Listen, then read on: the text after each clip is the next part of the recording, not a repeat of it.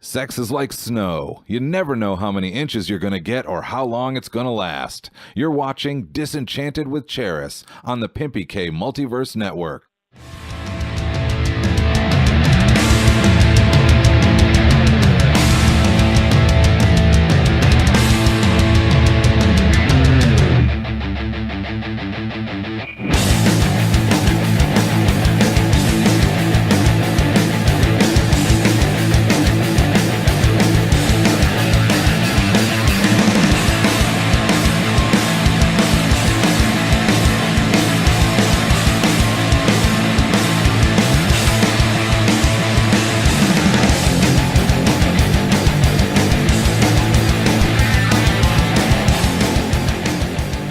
All right. Welcome. I have returned to the network. This is our first episode in, I suppose, a continuation of a short season or a new season, however you want to look at it. Sorry for the delay and the technical difficulties. My producer really should get his shit together. We love you, Kenny. Bitch. All right, so before we go any further, let's go ahead and give you our contact information in case you do want to contact me. Well, that's all right. Like I said, get it together, boo. As always, you can reach us at charis@pimpyk.com. Please feel free to send me any requests, anything you want to hear me talk about, death threats, well wishes, anything. Slumber party invites? Nah, I don't know about all that. Some things should remain hidden. We also now have a hotline going on. Number is 850. I can't even read that. 850-907-PMVN. All right, don't forget 7686. Also, don't forget. Radio voice. Yes. Also, don't forget to like us on Facebook, Disenchanted Charis. You can get me at YouTube at youtube.com/PimpyK. And you can also get me on Twitter at Charis Tomlin.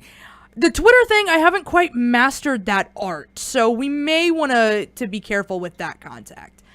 All right, so I got a big show for you guys tonight. I got a lot going on, a lot to get in our time frame.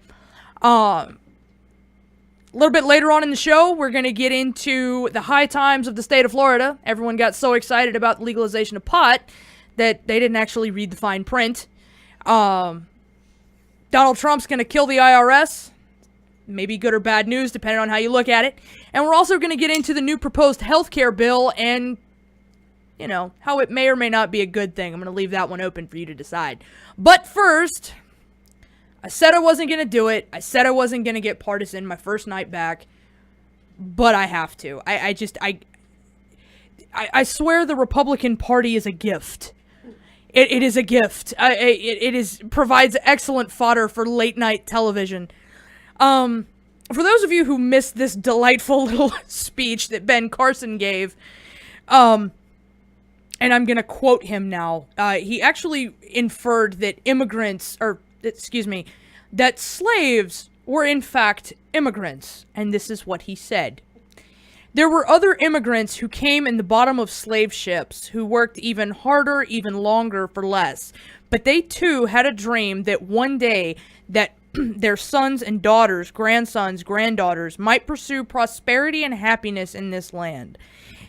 And do you know, all nations in the world, this one, the USA, is the only one big enough and great enough to allow all those people to realize their dream, and this is our opportunity to enhance. Okay. Calling slavery... excuse me? They just rewrite history. Yeah, and then he was questioned about this statement that he made. And they said, how can you liken the two? And he responded by saying, well, they were involuntary immigrants. Okay. Calling enslavement involuntary immigration is like calling kidnapping involuntary travel arrangements. There's a big difference between the two. It's like calling an Amber Alert involuntary daycare.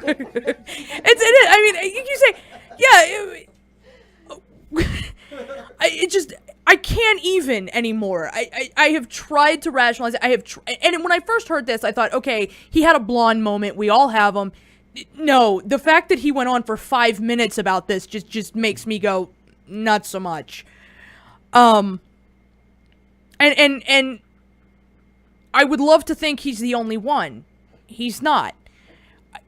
I'm not the type that's just going to absolutely outright attack Trump because I don't think he is the president. We have to figure out a way to make our voices heard and to see laws passed that we would like to see passed. But me sitting here talking about what an asshole he is doesn't get the job done. However, the people that he has put in his cabinet, it makes me question him even harder. Betsy DeVos was named Secretary of Education, and there was a huge, no one liked that plan, but nonetheless, here she is. And she went on to say that historically black colleges are examples of early school choice. Because, she ran on this whole platform of school choice. No, early black colleges were founded as a necessity because the white man in this country refused to educate black people. That is not the same thing as school choice. That is in no way even comparable. School choice is saying you want to send your child to a Christian private school versus public education. Not, we have to found our own schools because otherwise we're fucked. It's not the same. So, but, that's why no one's put me in charge. So, now that I have hopefully made you laugh a little, I'm going to get into more serious matters, things that are going to affect you. There is something that you can do. You can, of course... Sorry. Won't happen again. Okay, so... just gonna go ahead and take the wind out of everyone's sails early tonight. So, for those of you who have not been reading the newspapers lately, if you're like me, you don't read them at all.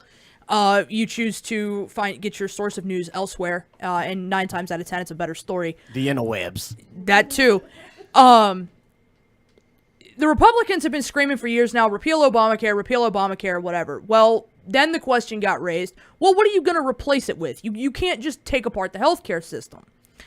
So, this is how they plan on this is the Trump's new healthcare reform plan. It effectively amounts to a tax cut for the wealthy. Under, of course, the Obamacare, those who made over $200,000 annually for an individual were actually taxed at a 0.9% tax rate.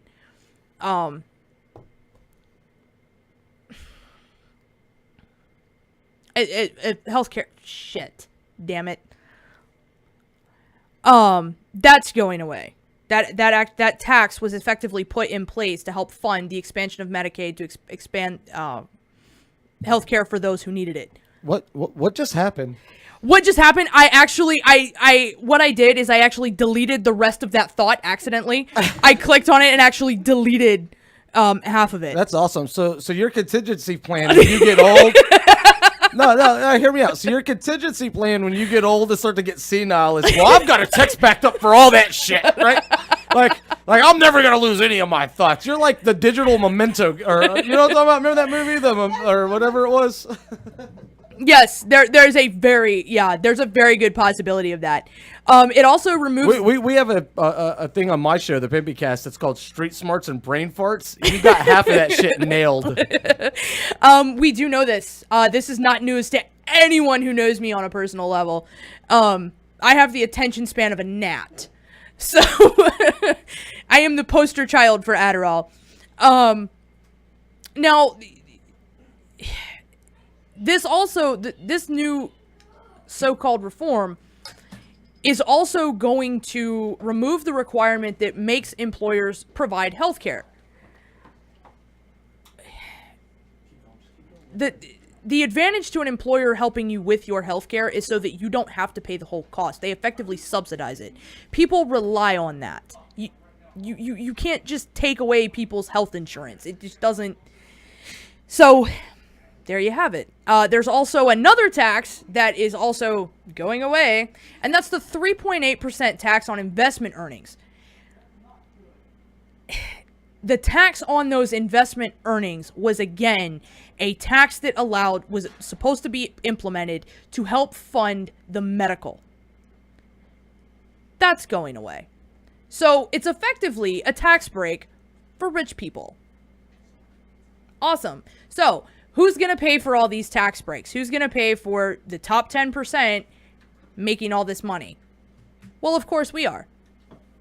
We who pay for our healthcare premiums, we're going to see a rise in our healthcare costs because that's what happens. Money doesn't come from nowhere. We don't just print it off in a garage somewhere. It has to come from something. So those of us who already have to pay are ultimately going to end up paying more. And this,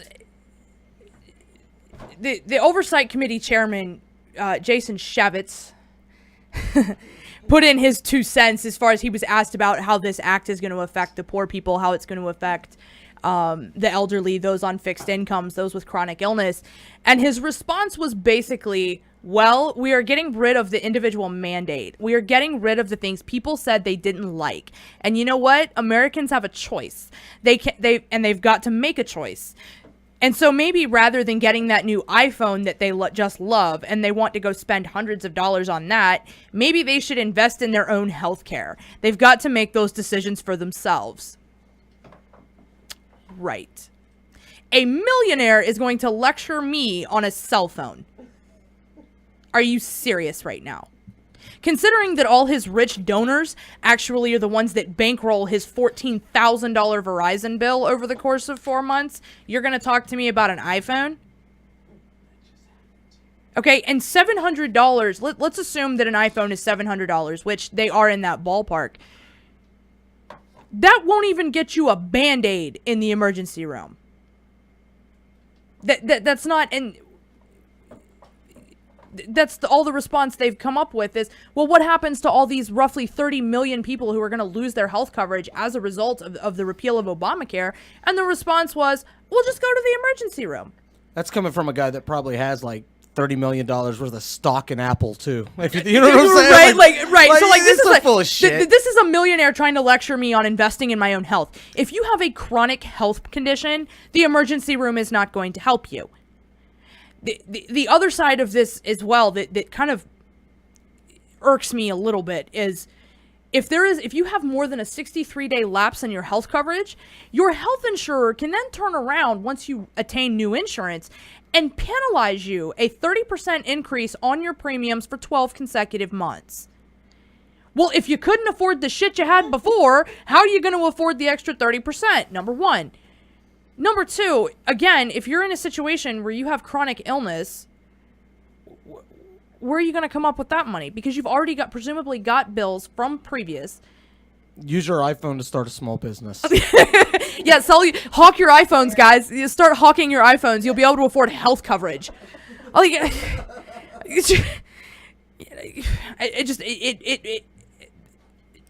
The arguments that they have for not insuring people, and all of it is they're butthurt about their 0.9% of their tax increase. I don't understand why it's such a problem to it's 0.9%. How much are you actually gonna miss? That's less than 1%. That's anyway. But there you have it. That's Republicans. They don't give a shit, and they will literally watch you die for less than 1% of income. Just for the record, I'm not a Republican, but I will also watch you die because I'm into that shit. So, and while we're just going ahead and cutting funding for absolutely everything, we're now going to cut budgets for the IRS. Now, depending on how you feel about the IRS, I know they give me the warm fuzzies every April. This could be a good thing or a bad thing. The IRS, the plan will cut the budget of the IRS by 14.1%, which now reduces their budget to $9.65 billion. That sounds like a lot. However, the IRS is already struggling to try to keep up with the influx of new returns, trying to investigate things like tax-related identity theft, cybercrime, terrorist funding. They're overstretched and under-budgeted. And They don't. I mean, all right, AP. I'm about to throw you out. Okay, no, listen. I'm going to say this, Charis, and this isn't the first time this has ever happened. Not with you in particular. We had a problem with this with the Underground Pub Show. So, when you're doing a live production, there's going to be a lot of things going on in the background. You got to learn how to stay a little bit focused. Now, you did say at the beginning, and this is from one ADD person to another. And listen, I'm even more illegitimate than that. I'm ADHD, so I'm diagnosed with all kinds of fake diseases. So I understand it's hard. You know what I mean? Like at work, I have to have an office without a window. You know why? Because I'll watch squirrels, birds. I don't give a fuck. Like I can't be by a window. I'm like, you can't if they put me by a window, you know what I mean? I'm like, I'm not going to get shit done. I'm going to say that right now. All right, speaking of getting shit done, let's go back to my IRS problem here. Okay, so we're going to cut the funding for the people who are supposed to keep the taxes in check. The IRS is one of the only government institutions that actually brings in money. Okay?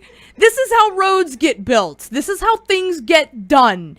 Oh, but we're going to cut that money because we need it for military spending. Because that's just what we need. More bullets and bombs to drop on brown people that we don't agree with. Fabulous. Well, hey, let me ask you a question just pertaining to that subject, because obviously you know more about this than I do.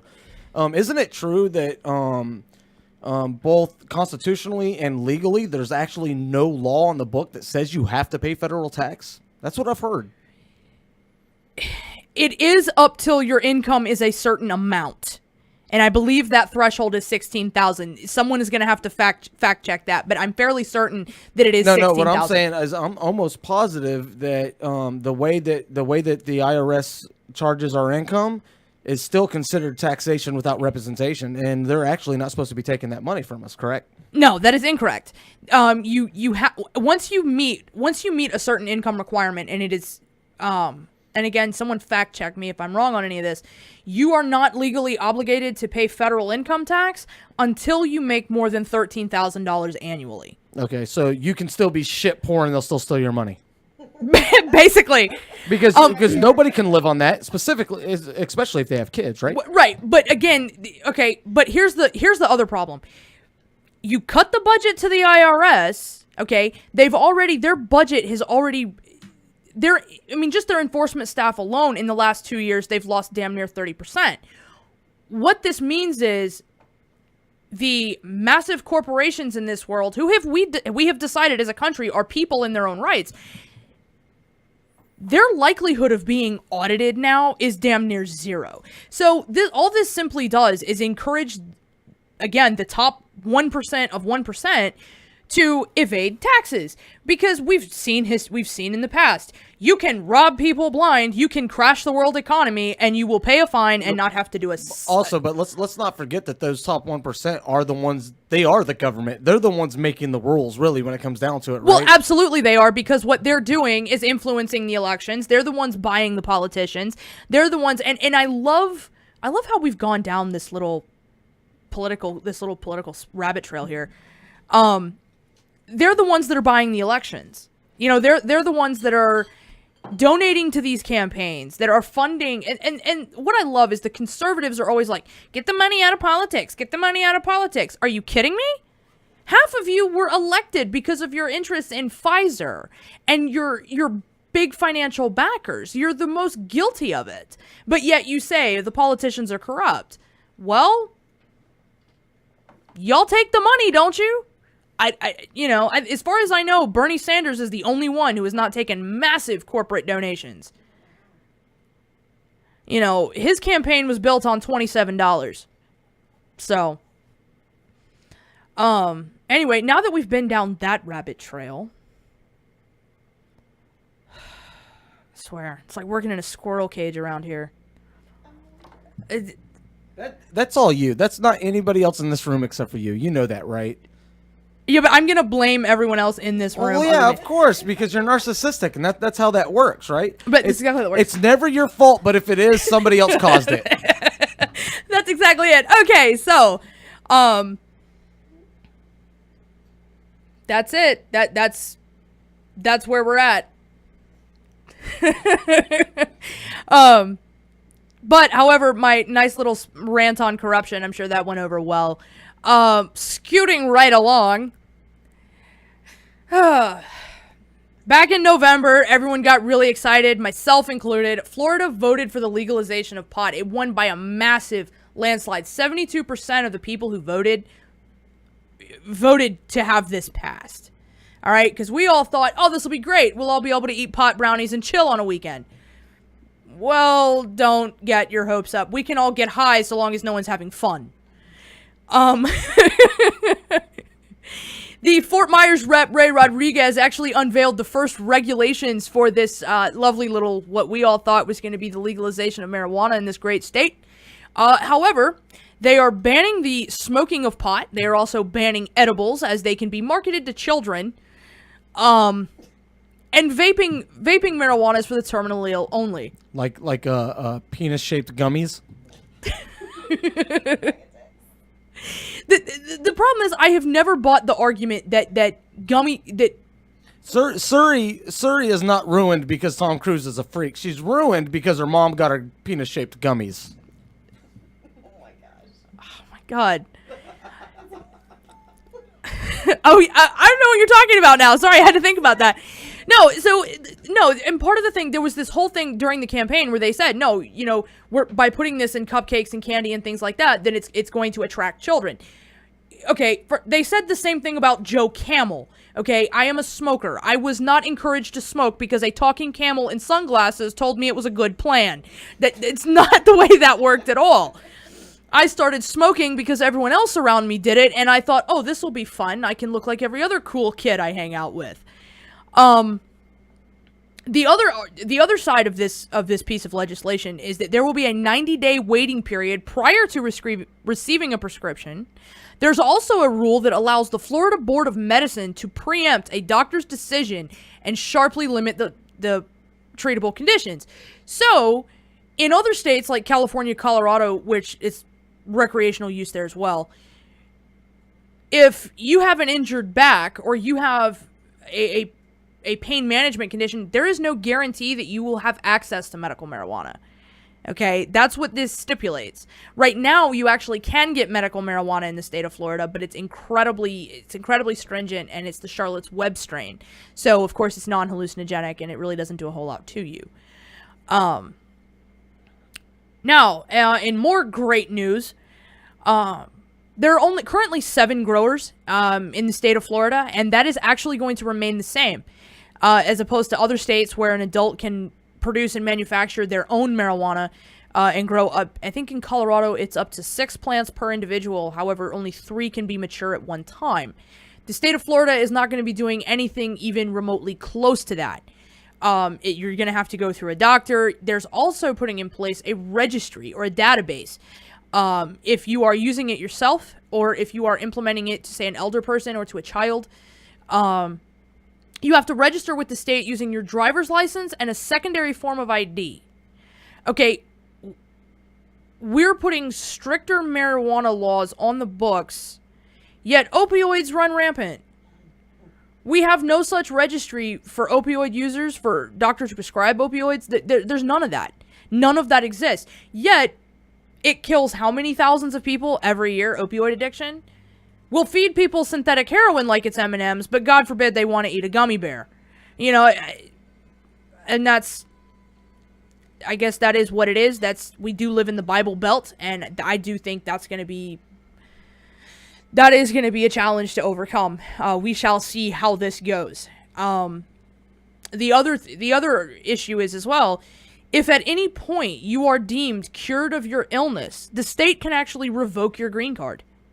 If they deem that you are cured. If you are convicted of a drug-related crime, you lose your green card. So we're Canada now.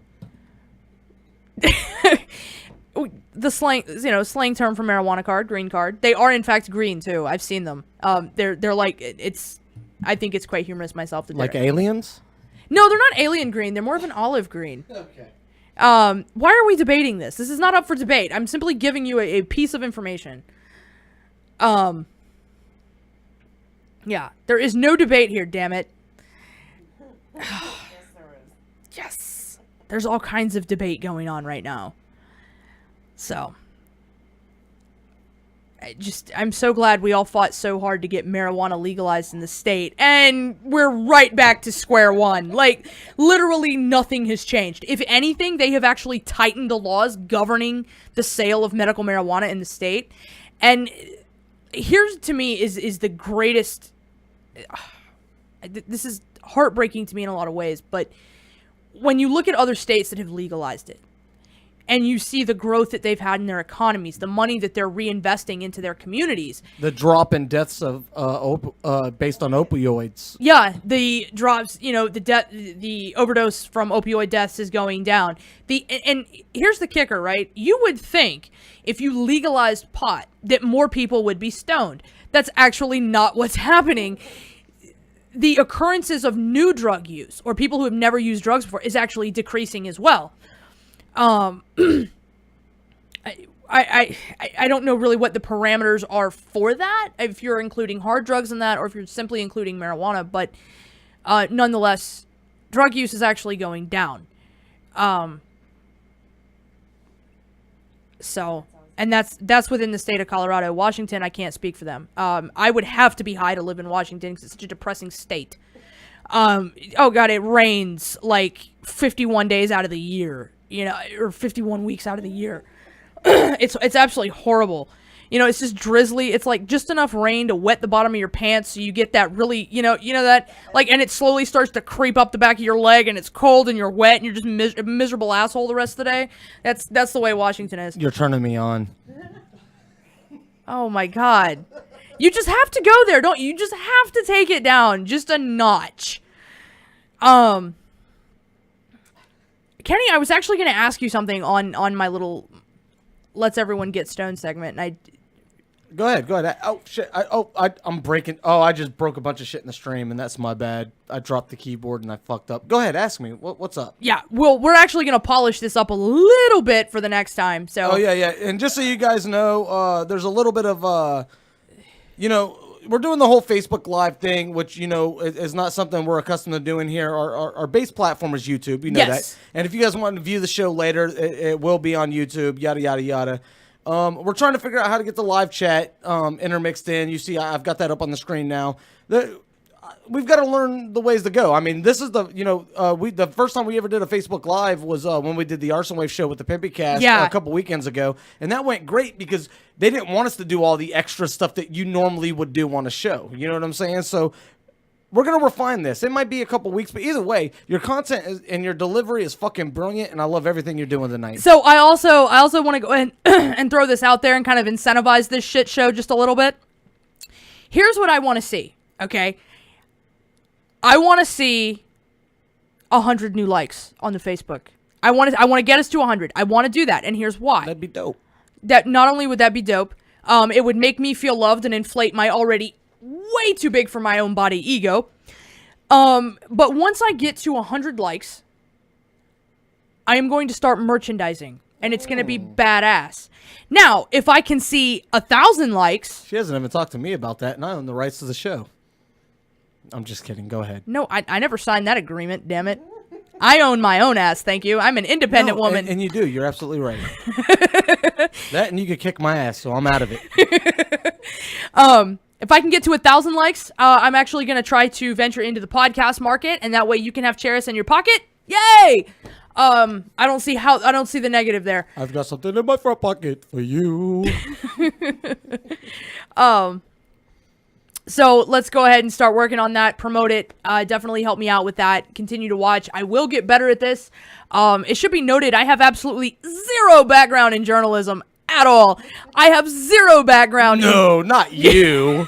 I have zero background in production. None of this. This was something that was brought to me, said, hey, you have the face for radio. Let's give this a shot. And so I was like, cool.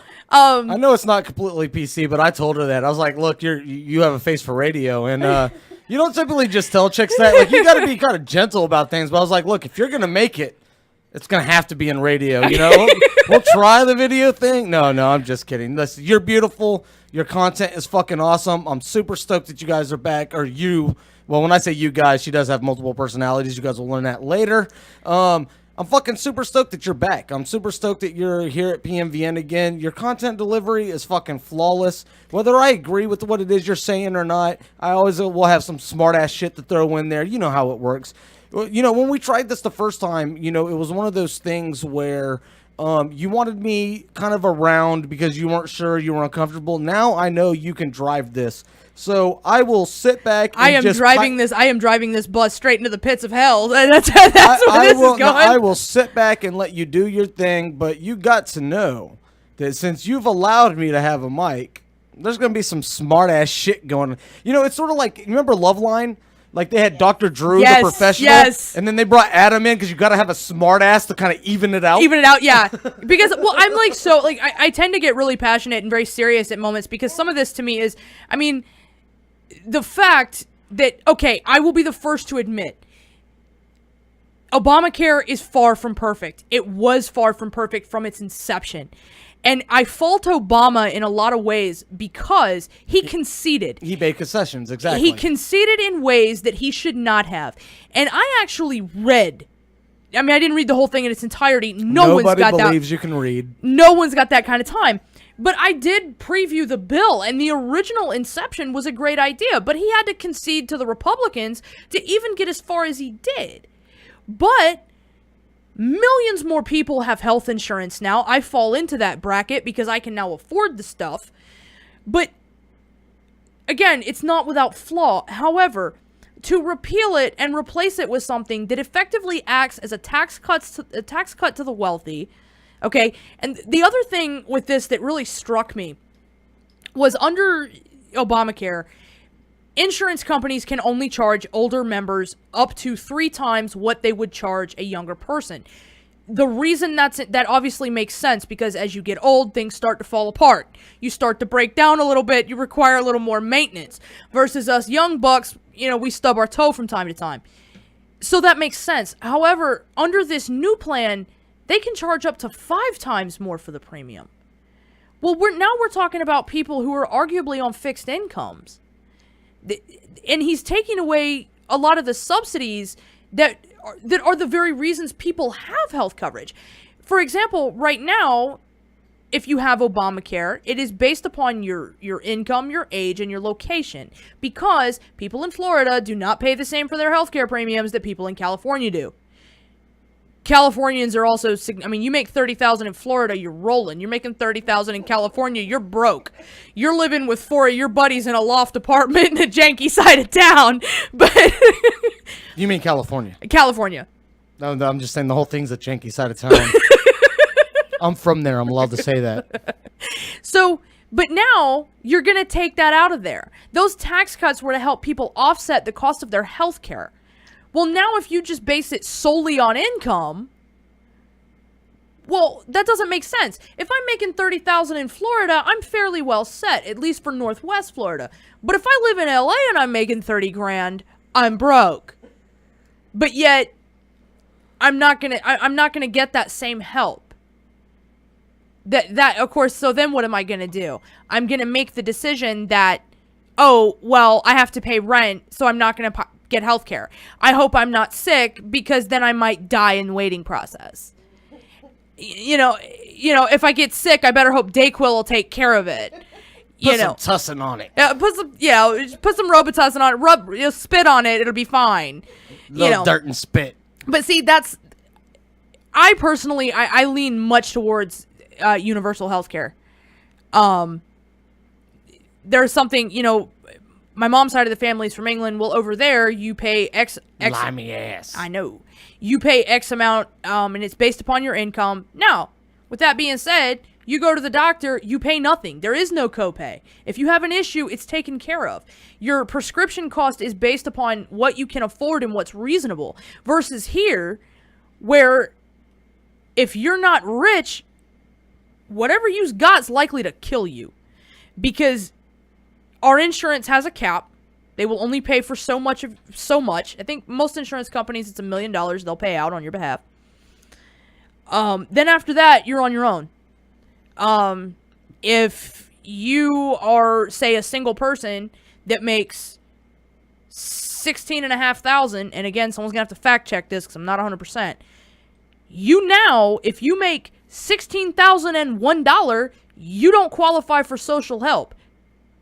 Well, that's awesome, because now you're too poor to afford health insurance, but you're also too rich to get any kind of help.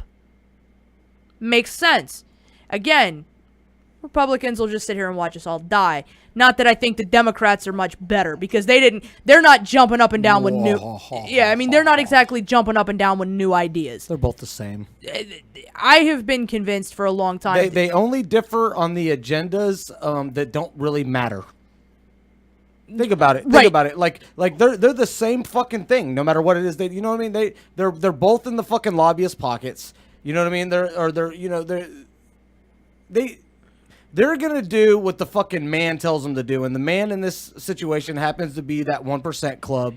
And it doesn't matter, they try to throw things like abortion and drug laws and all this other shit in our face, but at the end of the day, let's be honest, they do that to distract us from the fact that they're all fucking us. Well, and see, and that's kind of my thing with the whole political system.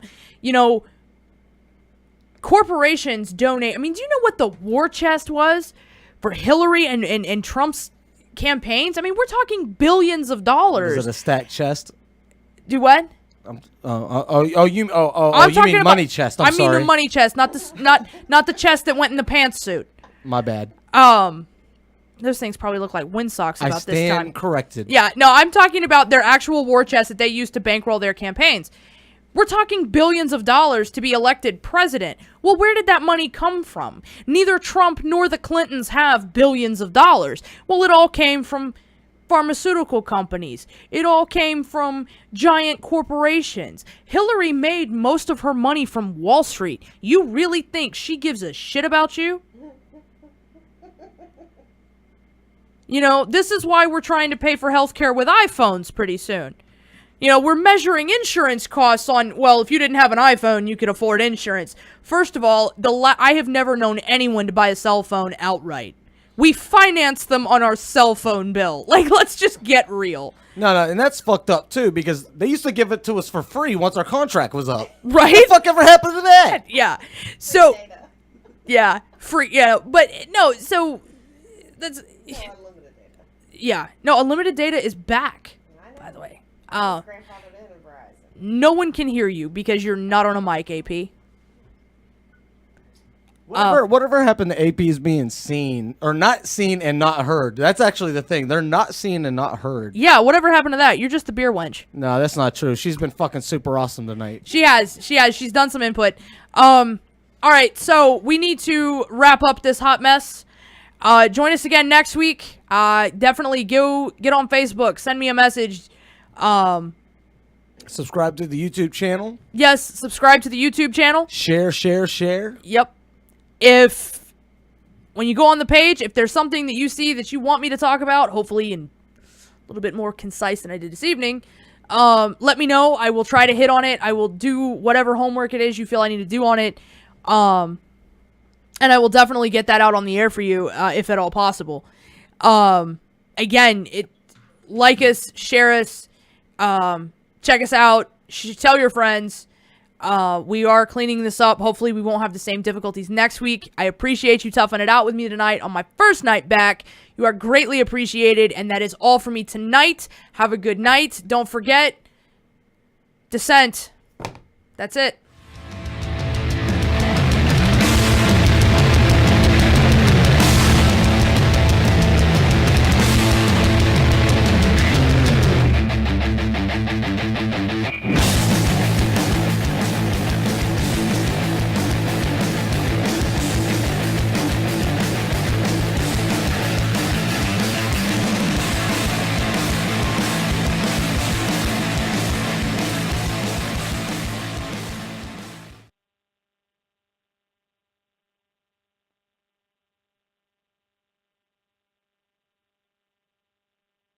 The planet is fine. The people are fucked. You're getting disenchanted with Charis on PMVN.